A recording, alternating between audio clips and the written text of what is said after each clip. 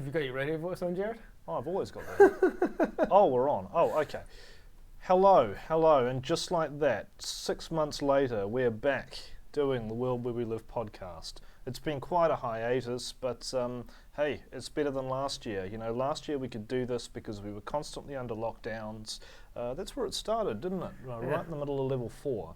So I know on the New Year's Eve podcast we were talking about doing this more often and getting the guest speakers on and everything like that. So assuming anyone's even watching this, I'm not sure if anybody really does still. There's a few. But if you are, well, we're happy to be back. Thank you for tuning in all these months later. So many things have happened in the last 6 months.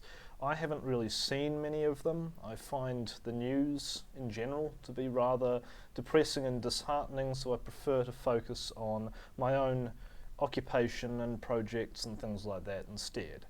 However, a lot of things have happened, and we are here to talk about 2 of them in particular over the last few weeks. We're going to talk about the budget 2021, the so-called Wellbeing Budget number 3, third edition of that, and of course the Harbour Bridge improvements in the form of a cycleway. Yeah. Yes. I think the budget is probably the most interesting topic. They keep calling it a well-being budget as they provably make everybody's well-being worse all the time. We have more people in child poverty. We have more unemployed people. We have a high rate of mental illness. Nothing is being done about this. And to be honest, I don't think the government can do anything about this. I don't think this is what the government's role should be in the first place. And I think throwing bad money after good is really not helping the situation. What this budget really comes down to is a tax on people who do contribute to society and giving money to those people who just don't. And I think that's the real distinction, is contributors versus non-contributors. And it's very easy for people who don't contribute to want to have more money given to themselves from those that do, because they don't have to do any work for it. And it's very depressing in that respect. Well, I think that's if you wanted to summarise this budget in one sentence, it's that it gives more money to people who don't work, and it gives less money, or rather takes money through taxes, of people who do work. Now, look, I do not want to appear heartless and everything. I understand. I believe we do need a welfare system. We do need a social safety net. We need to protect those who are elderly, who can't work. We need to protect those who are disabled or who are injured. Unemployed through no fault of their own. Or who are made temporarily unemployed through no fault of their own. But we do not want welfare to be used, as so many people use it now, to be an excuse not to have to work and to basically mooch off the state and live off the taxpayers' money, and to the point that we now have 3rd and 4th generational families that have been on welfare. I think Mike Hosking pointed out the other day that there are more than 115,000 people on the job seekers benefit, and they've been on there for more than a year. That is a huge number of the working population that are able to work but choose not to. And what we keep saying, as I've always said, is the benefit shouldn't be a lifestyle choice. It should be a safety net. It's there to save you if you fall. It's not there for you to be on there for the rest of your life. And it contributes to all the other problems that we're seeing. I think as Jared and I were talking about earlier, it means that those people who are on the benefit permanently don't feel like they contribute to society. And that is really bad for the individuals and communities and families in those areas, because it makes them feel worthless. And in addition to that, when people are in this frame of mind for extended periods, and we have an ample amount of research on it, if you're not working and you're given money for basically doing nothing, then you lose the ability. It kills the ingrained human spirit and your motivation to want to be better than that and to want to go out and work. And so many people, and it's a massive tragedy really, because a lot of people, they may have been they've been out in the workforce for a very long time, and in some cases they get seriously injured and they have to be out of the workforce for, say, 6 months or a year or even up to 5 years. And in that time, they become so depressed, they become so anxious, and they feel like their life has no meaning. And at the end of it, even when they're recovered, mentally, they cannot recover. They have become dependent, they don't want to be, and they become part of these awful statistics. And we were going to bring this in a little bit later in terms of the unemployment rate. I believe it's 4.7 now, and it's projected to come down. Yeah, we did look at the figures a little bit before as well, and they were kind of interesting because it's about 4.7%, but 12% of people are not in full-time work. 12% of the working age population are not in full-time work, which means there's a lot of the gig culture going on where people don't have stable, reliable incomes, are working less than 40 hours a week. That is quite a large amount of people. And what they really should have called this budget is the dependency budget, because what it's doing is driving more dependency for their income on the government. Having this number of people who's, I think I looked it up the other day, and it was somewhere around the 400,000 mark. 400,000 people in New Zealand depend on government benefits for their primary source of income. That is unacceptable. That is unacceptable. There shouldn't be this much dependence on the government. That's not what the government is there for. Oh, and it doesn't just affect the adults, of course. They've made a big deal out of, and it was a bit of a sort of newspeak moment. How in one report it basically said that Grant Robertson has said it will lift 33,000 children out of poverty, and then added the caveat that that depends on specifically how poverty is measured. Well, of course it does, but once again, why are there so many children who are born to parents who can't afford to have them and need the state to step in? Wouldn't the sensible thing to do, if you didn't have enough money, to try not to have so many children? I don't think about it like that, though. I don't know how they sort of perceive it. I'm sure a lot of the time it's not necessarily on purpose, although sometimes it definitely is. But we do provide assistance for those kind of people. We do provide condoms and sexual health and access to the morning after pill and those kind of things, and prescriptions to prevent women from getting pregnant so that they can go do those things. It's been very freeing in that respect that we have all these things available for people, and making sure that guys actually do wear condoms when they go and have sex with women. Like, it's not that difficult to stay away from it, yet it just keeps on happening more and more. It's not a good way to sort of be going forwards. You need to be in a solid, stable financial position to be able to raise kids properly so that they don't end up in crime and gangs. What gangs was in a 50% increase in membership. You don't want your kids going and ending up in gangs, dealing in drugs and being around all the other criminals. That's not good. So to do that, you do need to be in a relatively financially stable position. And having an economy where a vast 400,000 at least people are in, or 12.5% people are in transitional unemployment or not working a full 40 hours a week, that's very destabilizing for the individuals and for the communities and for their families. It's really destabilizing for them because they don't have a reliable source of long-term income. They don't have a long-term career anymore that they end up working for 30 or 40 years. Everything is so uncertain at the moment. It makes life very, very difficult. And this budget really doesn't help that anymore. And both those statistics, the unemployment rate and the underutilisation rate and people not working enough.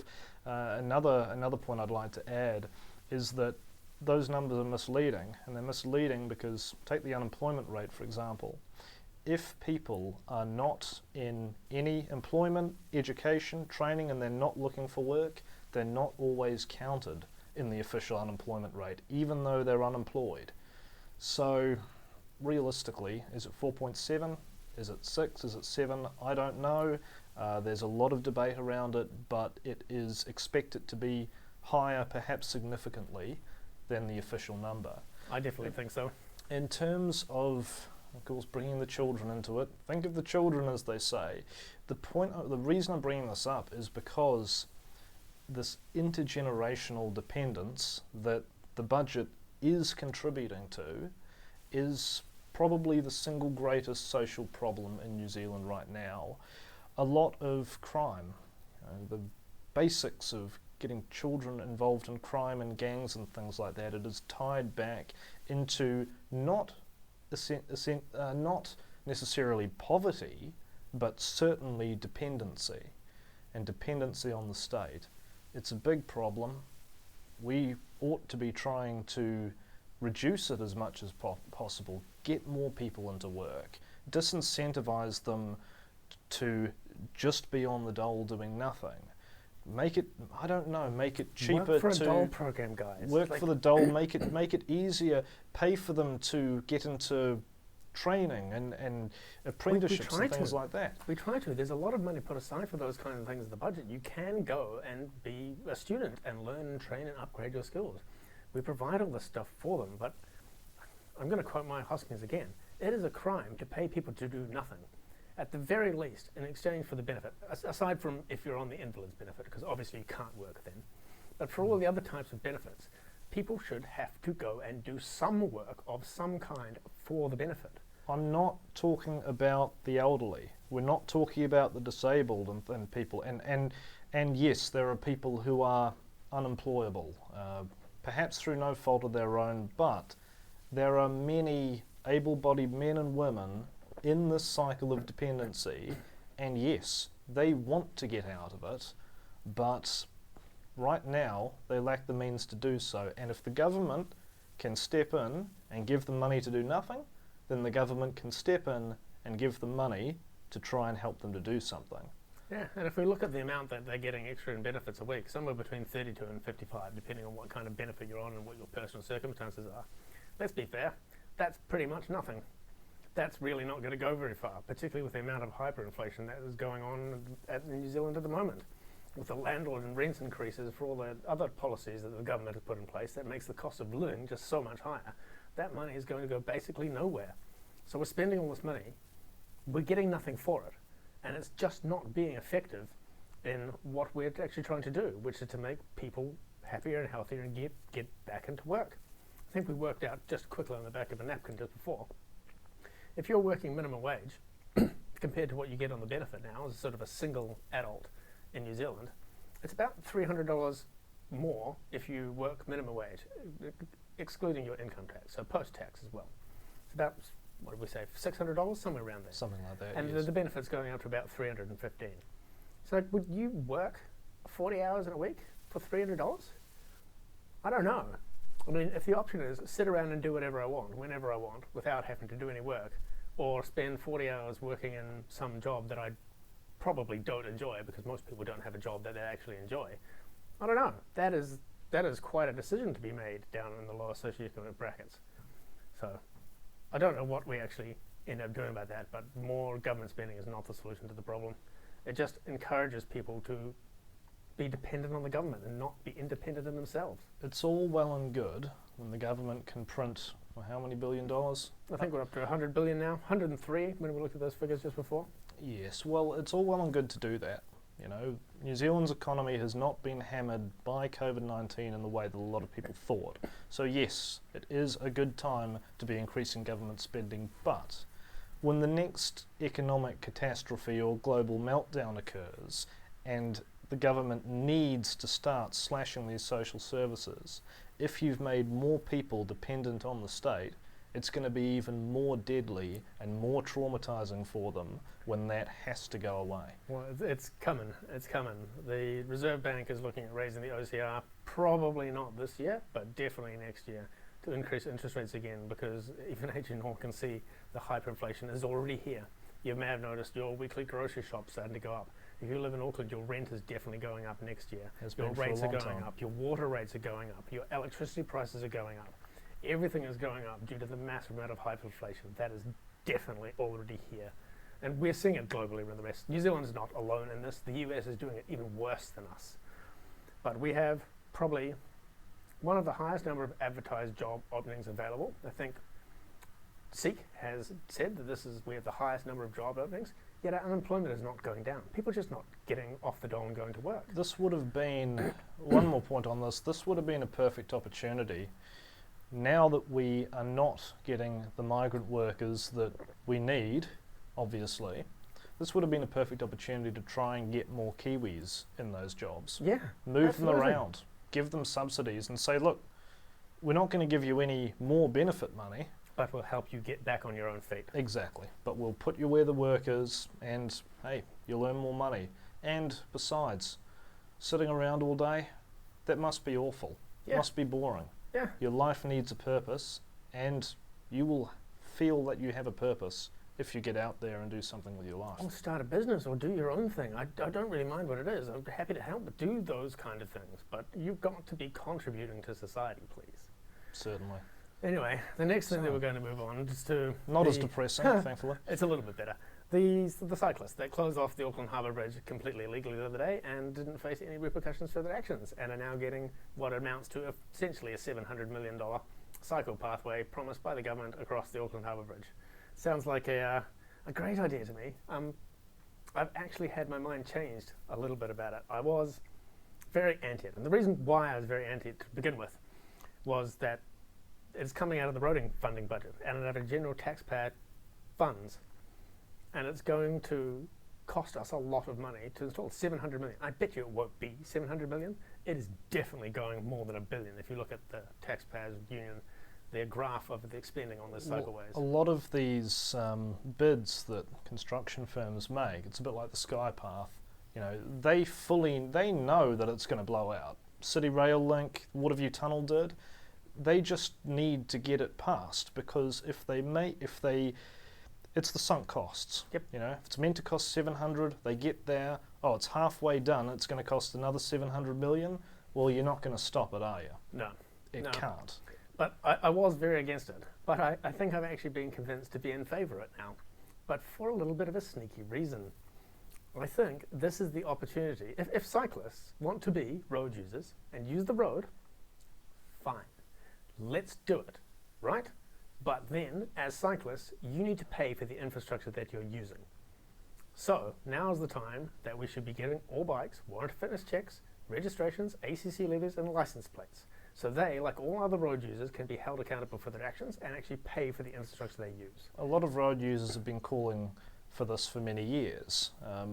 Yes, it is a well-known fact that in altercations between cyclists and cars, generally the cyclists come off Much worse.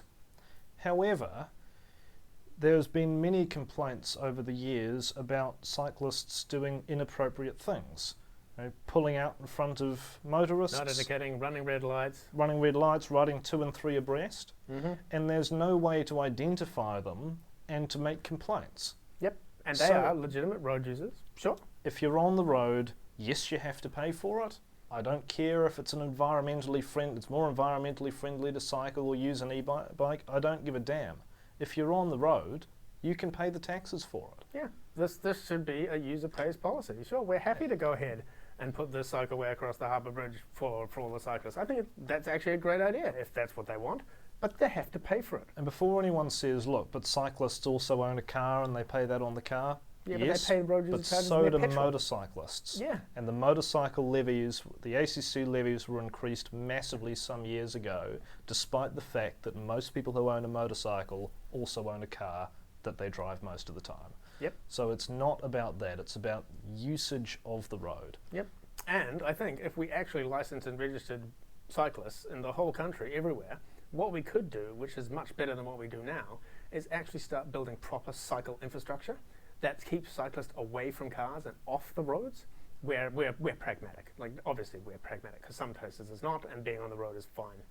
But if you actually had a fund set aside for this, you could make cycling a hell of a lot safer by keeping them away from the trucks, the vehicles, and the buses and the cars, which causes untold numbers of accidents every year. And also the level of animosity that a lot of road users, rightly in some cases, have towards cyclists and things, because they know they don't pay And vice tax, versa. and they know, well, technically they shouldn't be there in the sense that the roads aren't good enough and the facilities aren't good enough for them to do so safely. They were never designed with this many cyclists in mind. It was always going to be only a couple of cyclists here and there every now and again, and most predominantly cars and trucks and buses. The Climate vehicles. Change Commission has even said that we need to reshape modern cities so that we cycle, I think it's 900% more or something like that. ridiculous? Yeah.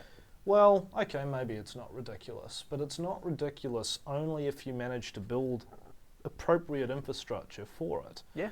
And if you do it piecemeal, the way they're planning to do now, including the Harbour Bridge facility, it's not going to be good enough. It's going to cause massive backlash, and people who aren't cyclists, and even some cyclists who see the wider picture, will be even more disillusioned. And at the end of the day, you haven't solved the problem. You've just created others. Yep. And what you should be doing is making sure that cyclists are paying for the infrastructure that they need. Then they can actually get the infrastructure that they need. And I think that is really what is important at the end of the day for motorists and cyclists alike. Cyclists can get good, high-quality infrastructure. Okay, great, sure. But that costs money. And somebody's got to pay for it. And if you're going to use it, then the users should pay. Absolutely. I think that's basically the end of what we sort of came to say tonight. Those are the two topics that we really wanted to get a bit across. Well, I like John's point, so I'll reappropriate it as my own. But look, Labour's great at two things: promising extra spending for special interest groups and taxation. So if you're going to tax the cyclists for their new cycle lane, that's the Labour Party, isn't it? Come on, Jacinda, let's do this. Yeah, that sounds like a really good plan. Yeah. Well, I think that's probably where we can actually leave it tonight, and hopefully we'll be back with a little bit more regular content as sort of things get into, we get back into the swing of it again. Certainly. We're both very busy, but we're certainly going to try. So, thanks for joining us. Thank you very much. Take care and stay safe. Where's the off button? There it is.